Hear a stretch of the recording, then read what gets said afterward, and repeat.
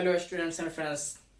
तो फिर आज एक नए क्लास के साथ हम आए हैं और अभी जो चल रहा है वो सिंपल प्रेजेंट टेंस का ही वेरियस काइंड हम लोग पढ़ रहे हैं, अलग अलग स्ट्रक्चर्स को देख रहे हैं क्योंकि ये बहुत ही हमारी लाइफ में यूज़ होता है। इसी टेंस का यूज़ हम लोग अक्सर बातचीत में यूज़ करते हैं, जो न्यूज़पेपर आता है उसमें यूज़ किया जाता है, जो कमेंट्री आती है उसमें यूज़ किया जाता है। तो आप देखेंगे कि हर जगह अक्सर जगह आपको सिंपल प्रेजेंट टेंस का ही यूज़ होता है और ये वेरियस टाइप्स है इसके स्ट्रक्चर्स के। तो आप जितना ज़्यादा डीपली इसको पढ़ेंगे उतना ज़्यादा आपको बोलने में इंग्लिश आसानी होगी। तो आज हम देखते हैं कि क्या हमें पढ़ना है। हमने दिया था, थंबनेल्स में ही डाला था, जो आता है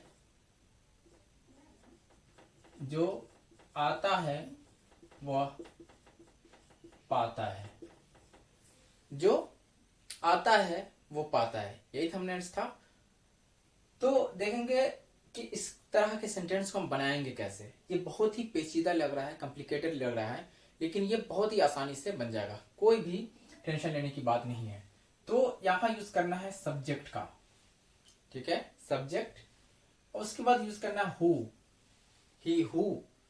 अब है आना है पहले और उसके बाद पाना है पहले, तो ही हु। अब इसके लिए हम लोग यूज करेंगे, पहले इस वर्ब का यूज करेंगे, ही हु कम्स। अब हम इस सब्जेक्ट के अकॉर्डिंग ही यहां डालेंगे कि V1 लेना है या V5 लेना है। तो ये सब्जेक्ट हमारा सिंगुलर है इसलिए हम लोग V5 ले रहे हैं। तो ही हु कम्स। अब उस कंटिन्यू दो वर्ब का हम लोग यूज करेंगे, ही हु कम्स गेट्स। जो आता है वो पाता है, ओके। तो जो आता है वो पाता है, तो पहले वाले वर्ब का पहले यूज और बाद वाले वर्ब का बाद में यूज। और ये जो हमारा सब्जेक्ट होगा उसके अकॉर्डिंग हम दोनों वर्ब को डालेंगे। एक और प्लूरल ले लेते हैं, जो पढ़ते हैं वो पास करते हैं, जो पढ़ते हैं वो पास करते हैं, ओके, वेरी इजी। तो अब यहाँ पे जो पढ़ते हैं, इसका मतलब हम एक से ज्यादा को ले रहे हैं, एक से ज्यादा स्टूडेंट्स की बात कर रहे हैं, एक से ज्यादा लोगों की बात कर रहे हैं। तो जो पढ़ते हैं वो पास करते हैं, तो क्या हो जाएगा, दे। जैसे ही थर्ड पर्सन का प्लूरल नंबर आएगा तो क्या हो जाएगा, दे हु, दे हु। अब पढ़ना पहला वर्ब, दे हु रीड। अब हम लोग यहाँ पे V1 लेंगे जो कि हमारा सब्जेक्ट जो है अकॉर्डिंग टू दिस दे के साथ। दे हु रीड क्या करते हैं, पास ओनली। दे हु रीड पास, जो पढ़ते हैं वो पास करते हैं, ठीक है। तो ये बहुत ही आसान है। लग रहा था कि ये सेंटेंस बहुत ही डिफिकल्ट है, लेकिन जब हम इसकी इंग्लिश देखते हैं तो वो बहुत ही आसान लगता है। अगर हम इसको स्ट्रक्चर के फॉर्म में लेते हैं तो क्या हो सकता है, तो क्या हो जा सकता है, सब्जेक्ट, पहले सब्जेक्ट लेंगे, उसके बाद हम लोग हु का यूज करेंगे और उसके बाद V1 और V5 प्लस V1 और V5, ओके। बहुत ही आसान है, सब्जेक्ट उसके बाद हु उसके बाद V1 या V5 फिर V1 या V5। अगर हमारे सेंटेंस में अदर वर्ड का यूज हो जाता है तो हम लोग अदर वर्ड्स का यूज कर लेंगे, ओके। ये बहुत ही आसान था। अब एक और स्ट्रक्चर आज का हम लोग देखेंगे, ठीक है। देखते हैं कौन सा स्ट्रक्चर है। अब हम दूसरा टाइप ले रहे हैं स्ट्रक्चर का। तो जहां भी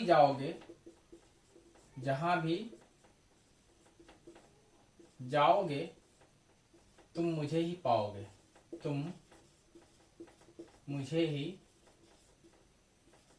पाओगे। जहां भी जाओगे तुम मुझे ही पाओगे। तो हम लोग देख रहे हैं कि ये गागी है, ये फ्यूचर टेंस का आएगा। लेकिन याद रखना है कि जब एक ही सेंटेंस में दो फ्यूचर टेंस का सेंटेंस आ जाए तो हम लोग क्या करेंगे, जहां पे कंडीशन लगा होगा उसको हम लोग सिंपल प्रेजेंट टेंस में बनाते हैं, ओके। और उसके बाद जिसमें कंडीशन नहीं लगा होगा उसमें हम लोग इसको सिंपल फ्यूचर में बनाएंगे, याद रहेगा। तो हम लोग जहां भी जाओगे किसको कह रहे हैं, हम लोग सामने वाले को। ऐसी बात हम लोग किसको कहते हैं, सामने वाले को कहते हैं। तो क्या हो जाएगा, वेयर एवर, वेयर एवर जहां कहीं भी, इसका मतलब होता है जहां कहीं भी जाओगे। इस सेंटेंस को ऐसे भी बोल सकते हैं, जहां कहीं भी जाओगे तुम मुझे ही पाओगे। जहां कहीं भी, जहां कहीं भी, वेयर एवर यू गो, जहां कहीं भी जाओगे, comma you will find me, you will find me. तो जहां भी जाओगे तुम मुझे ही पाओगे। Wherever you go you will find me. अब देखेंगे यहाँ कि इसमें हमने तुम नहीं लगाया है, फिर भी यहाँ हम लोग तुम का यूज कर रहे हैं। क्योंकि किसी को इंग्लिश में कहते हैं गो, सामने वाले को तो हो जाता है यू गो। तो हम लोग यहाँ तुम लगा के भी सेंटेंस को बनाएंगे, और बिना तुम लगाए भी जब हम लोग इस सेंटेंस को बोलेंगे तो लगेगा हम सामने वाले को ही बोलेंगे। तुम जहां भी जाओगे तुम मुझे ही पाओगे। तो थोड़ा डल हो जाता है ये सेंटेंस, इसलिए एक तुमको हटा करके हम लोग बात करेंगे। तो जहां भी जाओगे तुम मुझे ही पाओगे, लेकिन इंग्लिश में इसको लिखना होगा wherever you go you will find मी। जहां भी जाओगे तुम मुझे ही पाओगे। अब इसी का दूसरा टाइप हम लोग लेते हैं। ये फर्स्ट टाइप है और ये दूसरा टाइप है, यानी इसी का दूसरा एग्जाम्पल हम लोग लेते हैं। तो क्या हो जाएगा, जहां भी हम लोग खेलेंगे हम लोग ही जीतेंगे, हम लोग ही जीतेंगे। तो हम लोग यहाँ पे दोनों जगह हम लोग लगा दिए है ना। तो बिना इसको जहां भी खेलेंगे हम लोग ही जीतेंगे, इस तरह से बोल सकते हैं, जहां भी हम लोग खेलेंगे हम लोग ही जीतेंगे। तो क्या हो जाएगा, फिर से वेयरएवर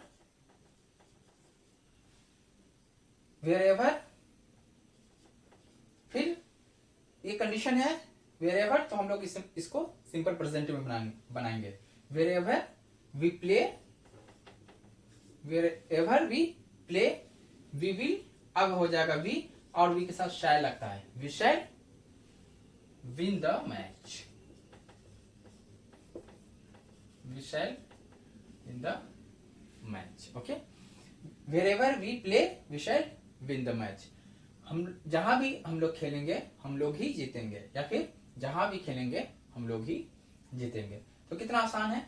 अगर इसको हम लोग स्ट्रक्चर का फॉर्म देंगे तो क्या हो जाएगा, ये वेयरएवर प्लस, अब हो जाएगा सब्जेक्ट प्लस V1 और V5 यहां लेंगे, चूंकि ये वेयरएवर के साथ जो भी सब्जेक्ट होगा उसके अकॉर्डिंग हम लोग V1 और V5 को लगाएंगे, प्लस फिर दूसरा सेकंड सब्जेक्ट